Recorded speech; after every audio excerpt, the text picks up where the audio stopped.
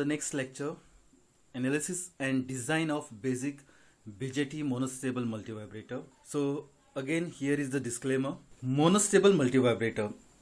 It is also called as one shot, single step, single swing, single cycle multivibrator or univibrator. It has only one stable state and the other state is called quasi stable state. Under normal conditions, the circuit remains in its stable state. When an external trigger pulse is applied, the circuit is driven into quasi-stable state. It remains in quasi-stable state for a time depending on circuit constants. After this time, the circuit returns to its stable state and remains in this state till the next trigger pulse is applied. Thus, it gives a single output pulse of desired duration for every input trigger pulse. It has one energy storing element. The figure shows the collector coupled monostable multivibrator circuit. It uses 2 NPN transistor. This circuit is also referred to as base coupled monostable multivibrator or one shot multivibrator. As what we have discussed, this monostable multivibrator has just one stable state, and when we apply an external trigger pulse, the circuit changes its state from stable to quasi-stable state, and then automatically after some time interval t, the circuit returns back to the original normal state. The time t is dependent on the circuit component R and C. So here these are two elements R and here this is C. So the time period t depends upon the circuit component R and C. So now let us try to understand the construction. The Q1 and Q2, the Q1 and here the Q2 are identical NPN transistors. The two collector resistances are equal to RC. The output of Q2, that is the collector of Q2, is coupled to the base of Q1 through a resistance R1, which is shunted by a small capacitor C1. The capacitor C1 is a speed up capacitor required to make the transition fast and to reduce the transition time. The collector of Q1 is coupled to the base of Q2 through a capacitor C. Thus, a DC coupling in bistable multivibrator is replaced by a capacitive coupling in monostable multivibrator. The resistance R at the input of Q2 is returned to the supply voltage VCC. The value of R2 and minus VBB. So you can check out here. The R2 is connected to the base of transistor Q1 and the other end is connected to minus VBB. The value of R2 and minus VBB are chosen such that the transistor Q1 is off. So why this transistor Q1 is off? Because we are applying a negative voltage to NPN transistor. So negative voltage goes to the P terminal, hence the transistor Q1 is off. The transistor Q2 is on, that is in saturation. This is possible by forward biasing Q2 with the help of VCC and resistance R. So you can check out here, this is the path VCC R which is connected to the base of transistor Q2, making it on. Thus, the transistor Q2 is on and Q1 is off is the normal stable state of the circuit. The positive triggering pulse is to be applied to the base of Q1 through capacitor C2. This is what is being shown in the circuit diagram. So this is all about the construction. Now we will try to understand the operation. So here we have listed it out. When a positive trigger of sufficient magnitude and duration is applied to the base of Q1, the transistor Q1 starts conducting. Due to this, the voltage at its collector VC1. So VC1 is the voltage at this point. Collector terminal C1 decreases. This is coupled to the base of Q2, that is the transistor 2, through a capacitor C. So you can make out here, this voltage is applied to the base of transistor Q2 via this capacitor C.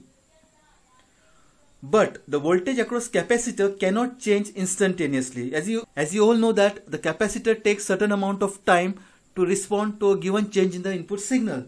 So the voltage across the capacitor cannot change instantaneously. Hence, the decrease in Vc1, that is the voltage at the collector terminal of transistor Q1, directly causes a decrease in the base voltage of Q2, that is VB2. It has been marked here, the voltage at this terminal with respect to ground.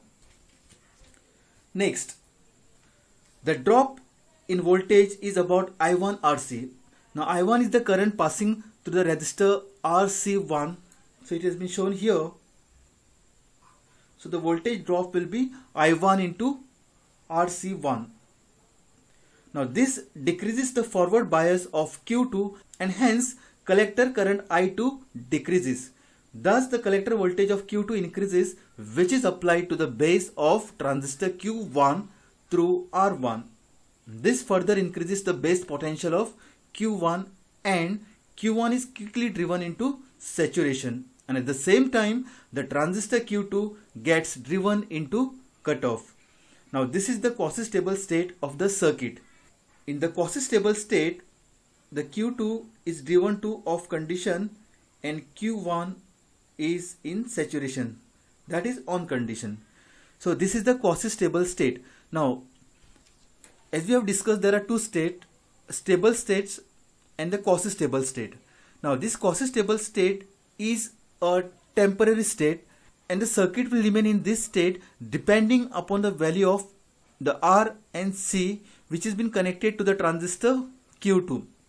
In the stable state, Q1 is off and Q2 is on. So the circuit will remain in this quasi-stable state for only a finite time t. In the quasi-stable state, the capacitor C starts charging through the path VCC, R and on transistor Q1. As it starts charging towards VCC, the base of Q2 experiences a rise in voltage, and when this voltage becomes more than the cut-in voltage of Q2, so this voltage, when it becomes more than the cut-in voltage of Q2, then Q2 starts conducting, and due to the regenerative action, Q1 is turned off. So thus the circuit returns back to its stable state. Now which is the stable state? The stable state is the one wherein the transistor Q1 is off and Q2 is on. The circuit remains in the stable state till the next triggering pulse occurs. Now we can write the duration for which it remains on t equals to 0.693 into RC. Now this R and C corresponds to the resistance and the capacitors which are connected to the base of transistor Q2. Now in the next slide we are going to derive this equation. The pulse width of collector coupled monostable multivibrator. So the pulse width is the time for which the circuit remains in the quasi-stable state. It is also called as gate width and is denoted as capital T. Initially Q2 is in saturation and hence VB2 equals to this equation VBE2 in saturation given as V sigma. So this is the saturation voltage which is typically 0.8 volts for silicon transistor. So here we can write this voltage is typically 0.2 volts for silicon make transistor. When the pulse is applied at t equals to 0 plus, the capacitor voltage cannot change instantaneously. We find that the capacitor voltage cannot change instantaneously, so the voltage VB2 decreases by a factor I1 into RC. The capacitor charges exponentially, hence VB2 also increases exponentially, whose final value at t equals to infinity, so at t equals to infinity, it can go up to maximum value of VCC. But when VB2 becomes equal to V gamma, here this point, then Q2 starts conducting and the circuit comes back to the stable state. This is a t time duration at which the transition occurs.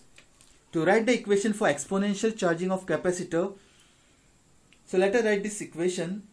So have a look at these equations. VB2 is the voltage at the base of transistor Q2. If it is on, then we say it is saturation. So the V sigma for silicon transistor, it is 0.8 volts, and for germanium it is 0.3 volts. So at t equals to 0 plus, at this position Vi will be equal to V sigma minus I1 into RC, and the final voltage. So Vi is the initial voltage, Vf is the final voltage. So it can go up to a value of VCC that has been highlighted here. So Vc will be equal to Vf minus the voltage Vf minus Vi e raised to minus t upon Rc. So it's a time constant. So if we substitute, we get this value, this equation 1. Mark this as equation 2. At t equals to t, the base voltage of transistor 2 is V gamma. So substituting the value of 2 in equation 1, what we get is the equation for time period t. Tau is the time constant natural log of this expression in bracket. So the point to note here is, if it is germanium, this value is 0.3 volts, and if it is silicon, it is 0.8 volts. Next, when Q1 is in saturation under quasi stable state, we can write, so you can check out Vc1 is the voltage across the collector terminal of transistor Q1, it is VCE set. The voltage drop I1 RC will be VCC minus this voltage VCE set.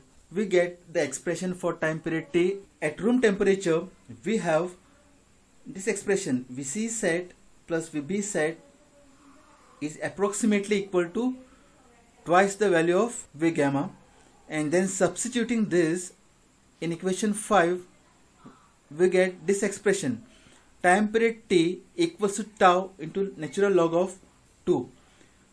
Now the time constant tau for the charging path of capacitor C is RC. So tau is basically a product of R into C. So if we substitute this in this expression, what we get is, I'll write here, T equals to 0.693 into RC. So the time period is governed by the component values R and C. So it is dependent on temperature, as the VB set, VCE set and V gamma depend on the temperature. So the gate width T decreases as the temperature increases.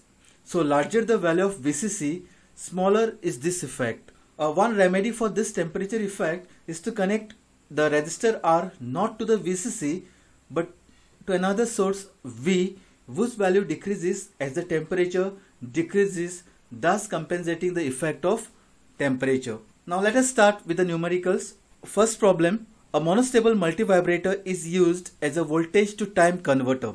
Find the time period if R equals to 10 kilo ohms, C equals to 0.01 microfarad and a ratio of VBB to VCC is 0.5. So first we just write down the given data and then we start with the solution.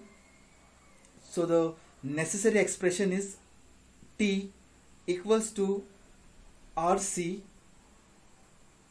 natural log of 1 plus VCC by VBB. Let us substitute the component values. R is 10K, so 10 into 10 to the power 3. Capacitor is 0.01 microfarad, so 0.01 into 10 to the power minus 6. Natural log of 1 plus 1 upon this ratio is 0.5. So if you solve this, the time period is 0.11 milliseconds, and what we have asked is find the time period S, and we can also calculate the frequency. The frequency is F equals to 1 by T. So 1 upon 0.11 milli, so 10 to the power minus 3. So the frequency in this case is 9.09 kilohertz. So that's the end of the first problem. Next problem, calculate the component values of monostable multivibrator to produce output pulse of 140 microseconds duration. Assume HFE minimum equals to 20, IC set, that is a collector current saturation value of 6 milliamperes, VCC equals to 6 volt, VBB is minus 1.5 volt. This VBB, as we have discussed, is required to reverse bias the transistor Q1, driving it into cutoff. And here are the assumptions. So let us start solving this. So first you need to write down the given data, then the solution. At stable state, let me write here, at stable state transistor Q2 is on and Q1 is off. So with this in mind, we can write RC2 equals to RC1. Typically the collector resistors for both the transistors Q1 and Q2 are to be identical, meaning of same value. So RC1 equals to RC2 equals to, so you can write the expression VCC minus VCE set divided by IC set. So if I substitute the values, 6, 0.3 and IC set given as 6 into 10 to the power minus 3 milliamperes. So the value is 950 ohms. So you can write the standard value alongside it. Now let us calculate the value of IB2 set. Let us write the expression for IB2 set, which equals to IC set divided by HFE minimum. As you all know that the relation between IC and IB is that IC equals to HFE times IB2. Now to make the transistor on, we have to have typical value of IB2, minimum value of IB2, and that is governed by HFE minimum. So to make the transistor on, we have to have this minimum value to be satisfied. So let us substitute.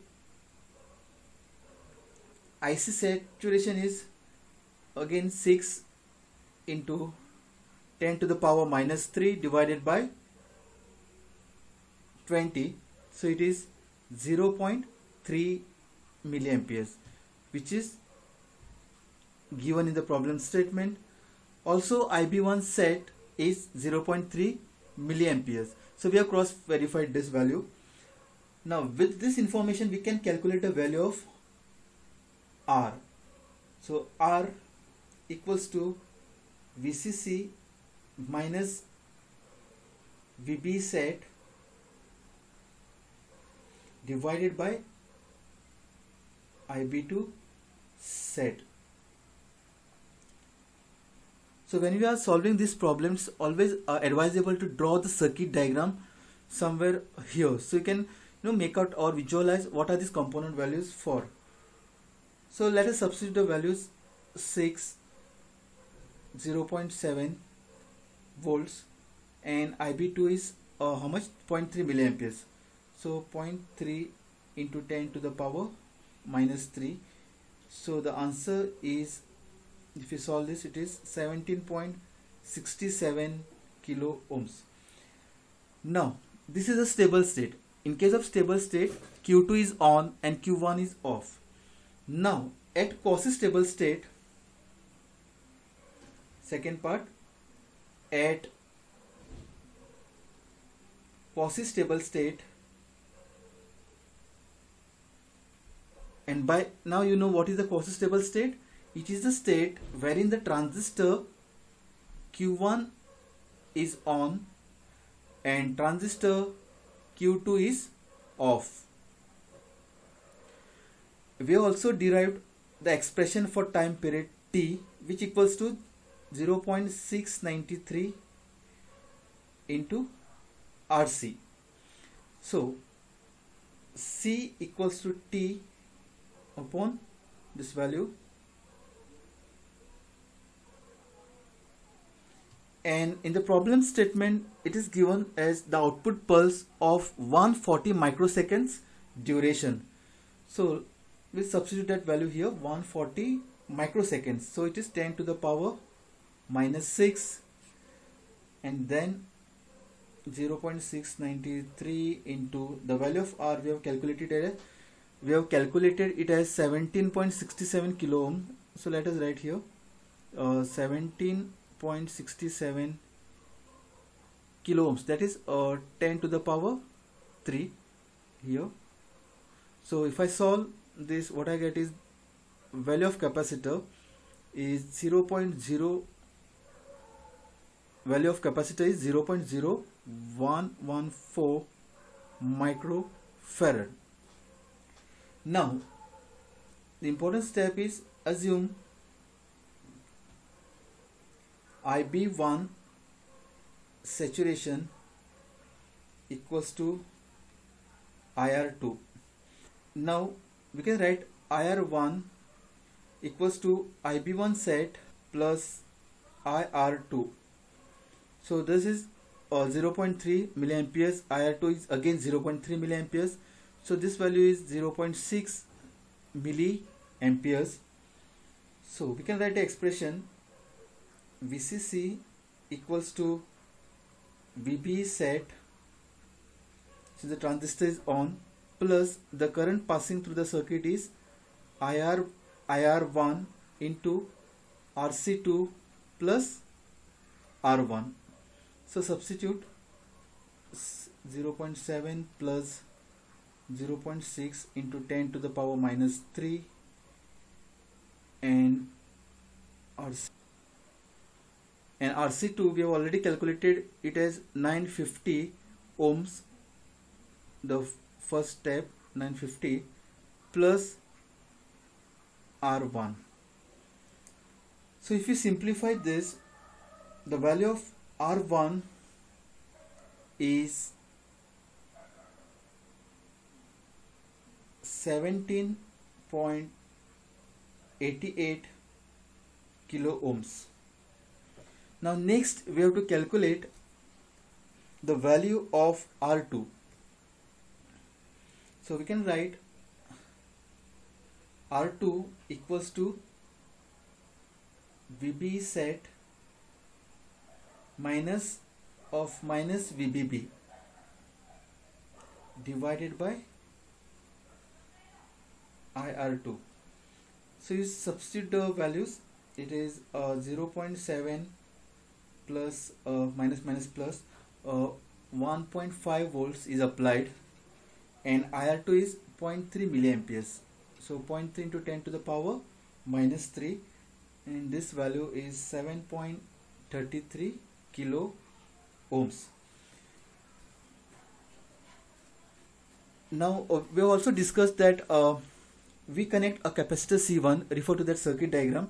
This capacitor C1 is also referred to as speed up capacitor, and it is chosen such that the R1 C1 is typically 1 microsecond. So we can write an expression R1 C1 is 1 microsecond. So C1 will be equal to 10 to the power minus 6 divided by R1, and the value of R1 what we got is 17. Just make a note here, the value of R1 is not 17, it is 7.883 kilo ohms. Just go to back slide. So here I have just made a small mistake. This value of R1 is 7.88, not a 17. So I'll just make a 0 here. So it is 7.88 kilo ohms. Students, kindly make a change here in this problem while solving. So it is, the value of C1 is 10 to the power minus 6 divided by the value of R1, that is 7.88 kilo ohms, and the answer is 126.9 picofarad. So with that we have come to an end of this problem. So let us talk about the advantages. So the advantages of monostable multivibrator are as follows. One trigger pulse is enough. If you refer to a stable multivibrator, in that circuit you don't require any trigger pulses to change the states, and depending upon the value of R and C, it will toggle, it will switch. Now in case of bistable multivibrator, you do require two separate trigger pulses to change the state, because in that case both the states are stable states. The circuit design is simple and it is inexpensive. Then the disadvantage is the application of trigger pulse T, that is the time duration, has to be greater than the RC time constant of the circuit, and there are many applications. I've just listed out television circuits and control system circuits. These are some of the practice questions for you all, review questions. This question, which is highlighted in yellow color, was asked in May-June 2018 Goa University question paper for 10 marks. So with the help of suitable circuit and waveforms, illustrate the operation of a monostable multivibrator. So when such type of question is asked, you have to start with the definition, then draw the circuit diagram, label circuit diagram with all the component symbols and the notations, and then you write about the construction, working for both the states when Q1 is off and Q2 is on, and for the next state Q2 is on and Q1 is off. And then you draw the waveform across the base and the collector terminal, and then the operation. Yes. Okay, with that we have come to an end of this lecture tutorial on BJT monostable multivibrator.